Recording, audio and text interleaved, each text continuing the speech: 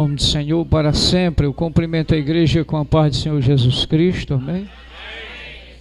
Livro do profeta Isaías, o profeta messiânico, um grande homem de Deus, profeta, servo do Senhor, um homem que teve umas visões de Deus maravilhosa, desde o seu chamado, como diz a palavra do Senhor, quando diz o texto, no ano em que morreu o rei Uzias, diz o profeta Isaías, eu vi o Senhor sentado no seu alto e sublime trono.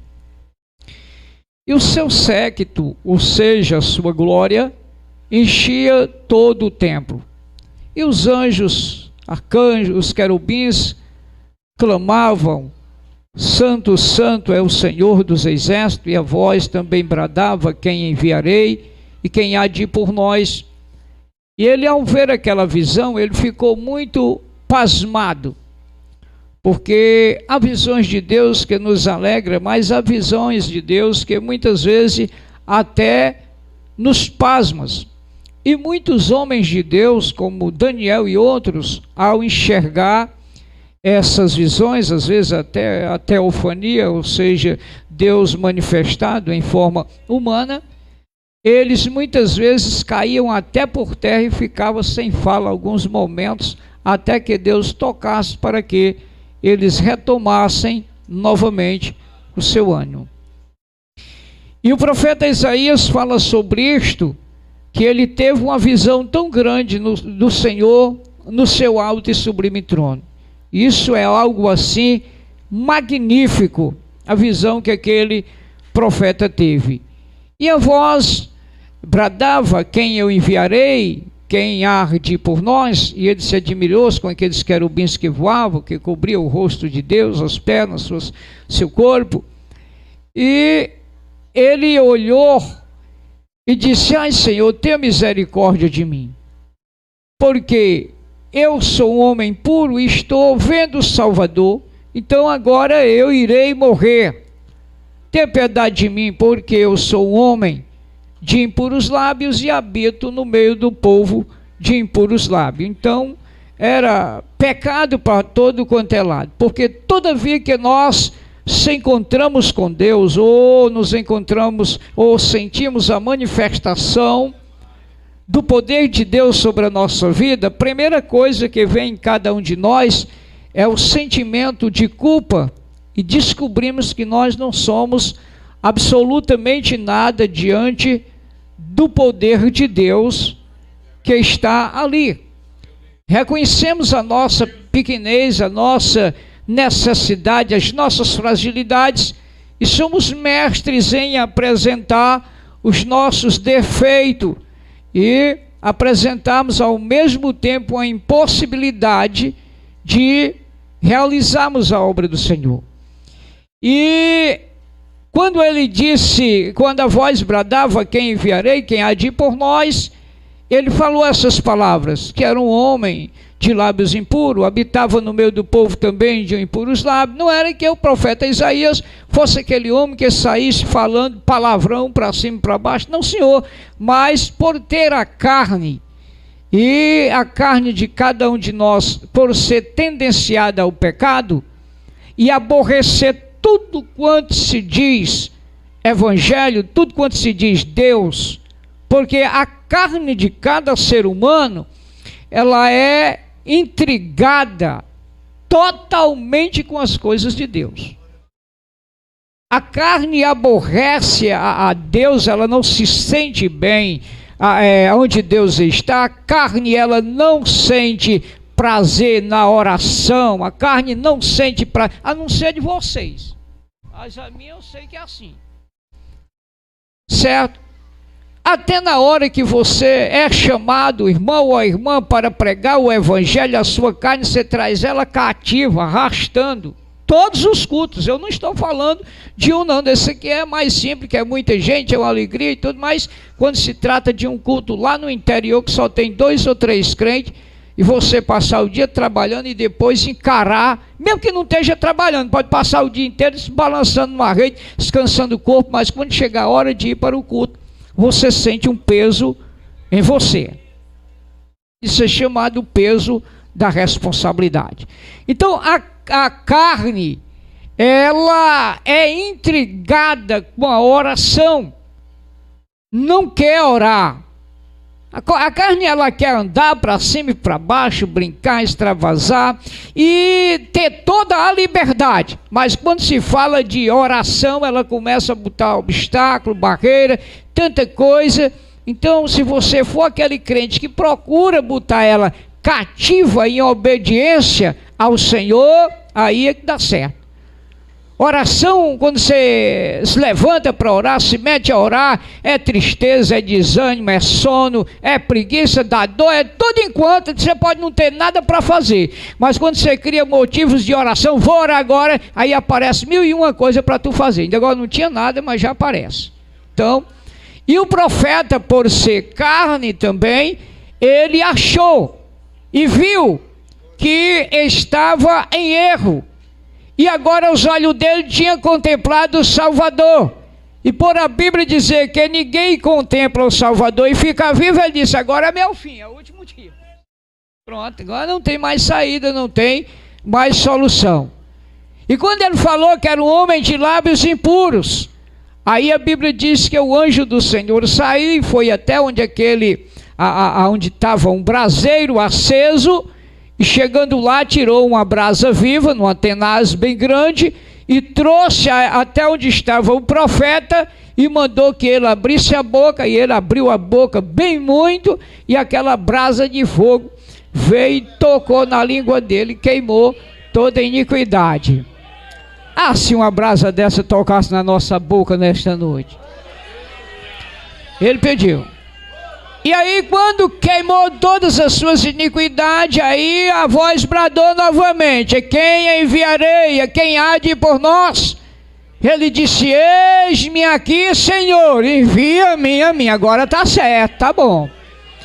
Então, é o profeta, um grande homem de Deus, o profeta Isaías, servo de Deus, e era uma pessoa que profetizou sempre a vinda do Messias. Então, todos os textos sagrados que estão aqui no livro do profeta Isaías, no Antigo Testamento, eles revelam, apontam sempre alguma coisa para o Novo Testamento, certo? Porque ele é chamado profeta messiânico.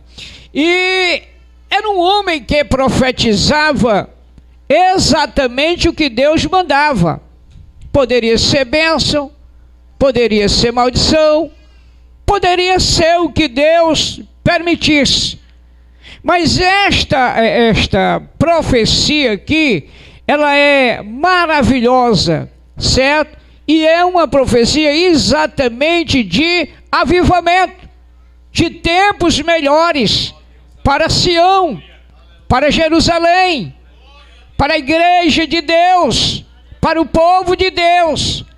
Depois que nós lemos o capítulo 53 do profeta Isaías também, que fala sobre o sofrimento do Messias, o sofrimento de Jesus e o que ele poderia trazer depois disso. No capítulo 53, versículo 1, a Bíblia pergunta, quem deu crédito à nossa pregação? E a quem se manifestou o braço do Senhor? Porque ele foi subindo como um renovo perante ele, e como a raiz de uma terra seca, não tinha parecer nem formosura, e olhando para eles, nenhuma beleza vimos para que eu desejasse. A Bíblia diz que era um homem pobre, experimentado nos trabalhos. E eu me lembro muito bem quando cheguei no Maracanaú, e comecei a pregar nesse jeito rurículo, como nós aprendemos, e pelas pessoas lá, aquelas pessoas muito culto, muito inteligente, certo? Alguns saíam da igreja, não aguentavam, e outros irmãos até se envergonhavam em trazer os seus amigos para a igreja para ouvir uma palavra que nem a minha. E eu dizia dentro da minha alma, faz bem, certo? Então, e chegaram a fazer uma pergunta, o porquê daquilo ali, o que estava acontecendo. Eu digo, é porque eu pareço com Jesus. Jesus não tinha parecer, nem formosura, Eu nem tenho parecer, nem tenho formosura, nem tamanho de homem, nenhuma beleza eu tenho para que alguém deseje em mim. E sou homem também experimentado nos trabalhos, cheio de sofrimento para parecer de Jesus. Se você quiser se parecer com Jesus, você tem que ter essas características. Não é se apresentar de uma forma bonita, falando umas palavras que às vezes não entende muitas vezes nem o que realmente quer dizer. Tipo um camarada que pregava, saiu no meio do mundo atrás de palavras bonitas. E ele achou uma palavra bonita que dizia perfeitamente, perfeitamente. Ele ouviu a palavra, nunca tinha ouvido e saiu dizendo perfeitamente, perfeitamente, perfeitamente. Lá na frente encontrou outra pessoa dizendo, mas é claro. E ele disse, só palavra linda, perfeitamente claro, perfeitamente claro, perfeitamente claro. E lá na frente outro disse outra palavra, mas é lógico, essa que foi bonita. 3 ele juntou. E ele disse, um dia eu irei dizer aonde foi necessário. E chegou num lugar para tristeza dele, tinha um homem morto, uma faca encostada. E ele ficou observando e disse que eu uso minhas palavras. Quando de repente chega a polícia e diz, você matou esse homem? Perfeitamente. Com essa faca, mas é claro. Então tu já sabe que vai ser preso, é lógico. Pronto. Então usar palavras certa, correta, bonita, mas muitas vezes em uma posição errada dá confusão. Sai melhor falar o pro mod, o pro que, usar para gato, o aprovia. Fala a palavra que tu aprendeu, que Deus te chamou nesta posição. Então é você que Deus vai usar. É Ele que, é você que Deus vai usar. Quando Deus nos chama, Ele nos chama pelo que nós somos. Não é pelo que nós parecemos. Às vezes tem muitos pregadores, aí começa a pregar e começa a arrastar, tipo Gideões, né? Abramos as nossas Bíblias no livro do profeta Abacuque, que já vai, há 5 minutos, daí para frente já começa a apertar, que é para poder a igreja sentir, e lá vai aquela história. O Marco Feliciano da vida, com uma mensagem tão linda, tão bonita, mas quando Jesus te chamou, Ele não te chamou assim, Ele te chamou como você é. E Ele conhece você como Ele te chamou. Ele usa o Marquinho poderosamente, Ele usa o Júlio Trovão, Ele usa o Zé Relampo, Ele usa quem Ele quiser, mas também vai usar você. Coloca-se na posição, pede ajuda de Deus e o Senhor irá te usar poderosamente em nome de Jesus.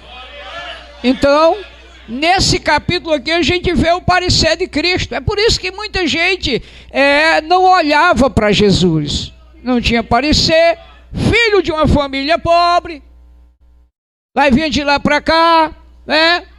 Entrando no templo para ser apresentado ao 8º dia, se não me falha a memória, o bendito pode me ajudar.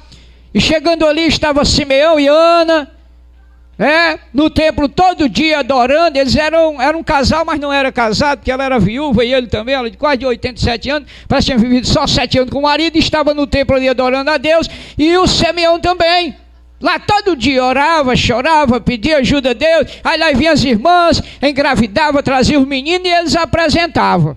E lá um dia se levantou um profeta e disse assim, vai ter um menino que vai vir aqui. E quando esse menino chegar aqui, você vai apresentar ele. Mas é o último menino que tu vai apresentar. Vai apresentar e vai morrer, porque ele é o salvador da humanidade. É uma profecia meio dura. Hoje nós só queremos coisa boa, coisa bonita, coisa interessante. Mas ele sabia, disse, tem um menino aí, quando ele chegar, é meu filho, mas eu não sei quem é, mas vai vir. E apresentava menino, e apresentava menino, e apresentava menino. Mas um dia lá vinha uma mulher a cavalo no jumento, aí no meio de uma cangaia, arrodeada de pano, e uma criança em cima e o homem atrás. Era mais um que vinha de Jerusalém, ou seja, era mais um que vinha a Jerusalém, ao templo, apresentar o neném. E ele chegando ali, tirou aquela criança, entregou nos braços daquele Simeão, pobre, simples. O casal ia procurar se alistar de tanta pobreza que tinha. E o menino nasceu em um lugar que era diferente onde nós nascemos, porque todos nós tivemos um privilégio que Jesus não teve, porque cada um de nós nascemos numa cama, ou em um hospital, ou em qualquer lugar. Jesus nasceu numa estribaria, numa manjedoura, e lá vem. E quando ele chega, que entrega nas mãos dele, aí entrega Maria, entrega esse menino para ir para ele. Aí o Simeão pega o neném, e quando tira o paninho de cima dos olhos, e que olha nos olhos daquele neném, aí ele vê que aquele neném é diferente, porque quando ele olhou no olho dele, o Espírito do Senhor veio sobre a vida de Simeão, e o Espírito tomou conta dele, ele se encheu do poder, e não olhou nem para um lado nem para outro, só veio dizer: agora, Senhor, despede o teu servo em paz, porque os meus olhos já contemplaram o Salvador deste mundo. A partir daquele momento, a alegria entrou em seu coração. E a vida de Jesus só sofrimento, luta, batalha e tanta coisa. Certo? Mas terminando o capítulo 53, aí em seguida vem a promessa. A promessa para Jerusalém. Versículo, ou para Sião, versículo 1 do capítulo 54. Leiam aí, bem bonito aí, em nome de Jesus. Capítulo 54, verso 1. Como é que diz? Eu quero toda a igreja lendo aí em nome de Jesus. Vamos lá. Em alto e bom som.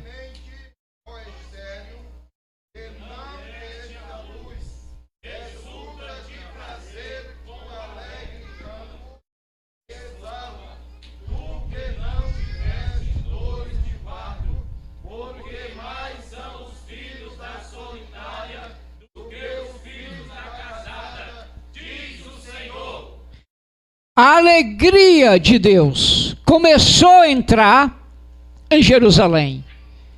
Começou a entrar naquela cidade solitária. Claro que esse texto aqui está apontando exatamente para aquelas duas mulheres, Sara e Agar. Um filho que era exatamente da escrava e o outro filho da livre. Mas ao mesmo tempo a outra tinha mais filhos também. E a outra não tinha, estéril. Mas o texto aqui está se aplicando à cidade também, certo? Solitária. E o Senhor diz aqui, usando o profeta Isaías: canta alegremente, ó estéril, que não deste a luz.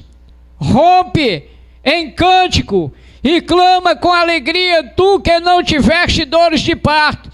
Porque mais são os filhos da mulher solitária do que os filhos da casada, diz o Senhor. Alarga o lugar das tuas tendas, alarga o lugar das tuas tendas, e estende as cortinas da tua habitação, e não impeças, alonga as tuas cordas e fixa bem as estacas, diz o Senhor. Querida igreja, o Senhor manda que eles alargassem as suas tendas. Tendas é uma palavra que nós encontramos muitas vezes na Bíblia. Lugar onde as pessoas descansavam, moravam, faziam ali, ficavam ali a um determinado tempo. Mas a tenda também é lugar móvel. A Bíblia diz que Abraão habitava em Ur dos Caldeus e o Senhor chamou ele para ir pregar a sua palavra, sair do meio da sua parentela. Ur era exatamente uma terra boa, cosmopolítica, uma terra em que ele habitava e que era fértil. Abraão já era um homem muito rico, casado exatamente com a princesa por nome de Sara, ou Sarai, quando começou a sua história. Mas Deus chamou ele e disse: sai da tua tenda, ou sai do meio da tua família, do meio da tua parentela, e vai à terra que eu te mostrar. Abraão saiu com a sua esposa e agora deixou a sua habitação, o lugar maravilhoso, deixou a sua família, deixou os seus parentes para ir uma terra que Deus tinha enviado sem saber para onde. E aí ele ficava morando em tendas com a sua esposa, armava aquela tenda em qualquer lugar, e ali aonde ele ficava descansando, repousando, juntamente com a sua esposa. E o que me chama a atenção é que Deus, um determinado dia, mandou ele sair da sua tenda. Abraão, sai da sua tenda e vem aqui, e eu te mostrarei algo interessante. Porque ele vivia perturbado, porque não tinha filhos. E aí o Senhor olhou para ele, mandou ele sair da tenda, e ele saiu. E chegando ali fora, o Senhor mostrou as estrelas do céu. E disse: você está vendo aquelas estrelas? Estou, Senhor, conta elas se a puderes. Assim será a tua descendência. O que Deus quis mostrar, ou que Deus mostrou exatamente para o profeta Isaías aqui, era exatamente que Jerusalém não ia ficar limitada, o poder de Deus apenas em Jerusalém, aos israelitas, aos judeus, que são exatamente aquele povo chamado por Deus para viver a vida que Deus quis, como nós chamamos de Deus. Nós dizemos muitas vezes que Deus é apaixonado por aquela nação, por aquele povo. E antes que o Messias viesse, era apenas Jerusalém, ou era judeu, ou israelita, ou era daquela geração, ou então eles ficavam de fora dos planos de Deus.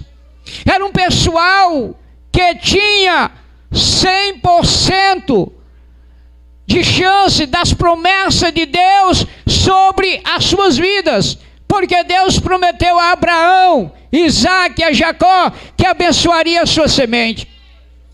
E o restante era gentil, não tinha parte, era somente eles. Era um povo que Deus andava entre eles, que operava sinais, milagres e maravilhas no meio deles de uma forma tremendamente gloriosa. Levantava reis, e nenhuma nação poderia subsistir diante de Israel, como é até hoje ainda uma nação que Deus ama verdadeiramente.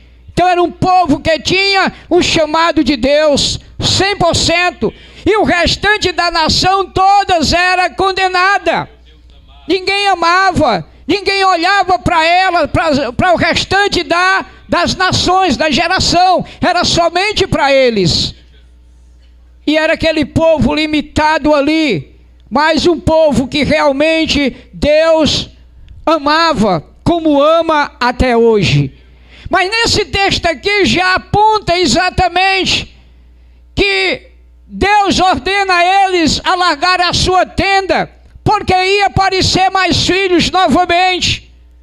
Ia aparecer filho, talvez não os filhos da promessa, como era eles, mas talvez os filhos da solitária. E vamos apontar aqui para os gentios, porque 100% da promessa era exatamente para Israel. Mas a Bíblia diz que Deus amou o mundo e enviou o seu Filho. E Jesus Cristo, ele veio exatamente para o que era seus. Mas pela questão dele não ter aparência, os seus não receberam. Mas a Bíblia diz que todos quanto receberam, deliciaram o direito de serem chamados filhos de Deus, aos que crescem em seu precioso nome. Agora a graça não estava limitada apenas a Israel, mas Deus também ia dar uma oportunidade, uma nova geração.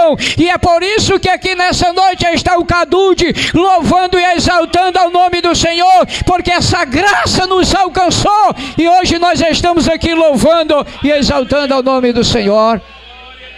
E Deus avisou para ele: tem que alargar as tendas, que não vai caber não. Não vai caber não. vai vir mais gente aí. E aí então eles ficaram obedecendo, amando a Deus, honrando. Mas quando Deus envia o Messias, quando Jesus vem a este mundo, que aparece, ele foi desconsiderado, como as outras gerações também eram. A gente vê nos dias de Josué, que ele era um líder muito estrategista, e matava muita gente, destruía muita geração, mas teve uma geração, uma nação, que se não me falha a memória, foi os gibeonitas, bem pertinho deles, e com medo de morrer, se aproximaram de seu jeito que tem nós se aliar com eles. Era perto, era uma cidade próxima, da onde eles iam invadindo toda a cidade. E eles juntaram um bocado de roupas velhas, se vestiram, roupa rasgada, calçaram sapatos rasgados, e pegaram pão borolentos, pães secos, de muito tempo, e saiu aqueles homens, pareciam um trapo velho, e chegaram até a congregação de Israel, onde eles estavam reunidos também em suas tendas. E chegando ali naquele lugar onde eles estavam, aí Josué perguntou, mas os outros, de onde vocês são? Ele disse, nós somos de uma terra remota, nós somos de longe, e nós saímos de lá, essa roupa era bem novinha, olha aí que elas estão todas rasgadas. Bando de incircunciso sabido. Quando nós saímos de lá, esse sapato era novo, está aqui todos eles rasgados no caminho da onde nós viemos. Este pão nós pegamos quente na padaria, está aqui seco, pode experimentar, não tem quem corte no dente, de tão seco que está. E nós viemos aqui, porque nós sabemos que o Deus de vocês, olha o tamanho da humilhação, que o Deus de vocês é muito poderoso, o Deus de vocês é maravilhoso, e nós já vimos o que ele tem feito aos deuses dos Gigazeu, dos Amorreu, dos Eveu, dos Filisteus. Ele tem destruído todos eles por onde ele tem passado, e nós viemos aqui pedir ajuda a vocês, que vocês tenham misericórdia de nós. Ele disse, pois entra aqui em nosso meio, será nossos irmãos. Depois descobriram que era numa cidade vizinha, e disseram, nós podíamos matar esses incircuncisos tudinho. Mas ao mesmo tempo outro disse, Josué, não, já dei minha palavra que dava vida, então nós temos que dar vida a eles agora. E agora o que é que nós faz? Ele disse, aí a confusão truou dentro da congregação. A culpa é porque nós não perguntamos ao Senhor, o que é que nós devemos fazer com eles agora? Já que eles mentiram para nós, foi botar eles para ser rajador de lenha e botador de água. A única coisa que eles conseguiram, rachar lenha e botar água para a congregação. Quando de repentemente os outros reis descobriram que ele tinha se aliado a Israel e partiram contra aquela geração, contra aquela nação, e disse, vamos matar. Aí lá vem os outros correndo de lá para cá, agora é o jeito que tem vocês nos ajudar, porque senão nós vamos morrer. Já estava introduzido, e eles conseguiram livrar eles, mas o máximo que conseguia na congregação de Israel era exatamente isto, porque todos estavam fora da promessa de Deus. Mas havia uma promessa, que eles iriam ter que alargar as tendas, porque Deus ia abençoar, ia melhorar aquela situação.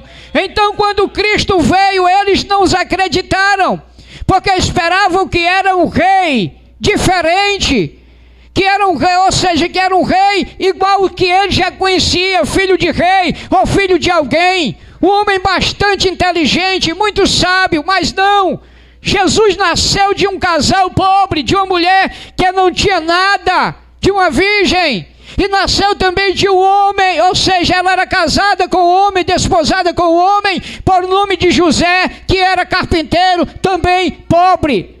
Só que ele, filho deles, por obra e graça do Espírito Santo, e entendemos isso, e eu quero que você repita comigo nesta noite: Jesus é 100% Deus.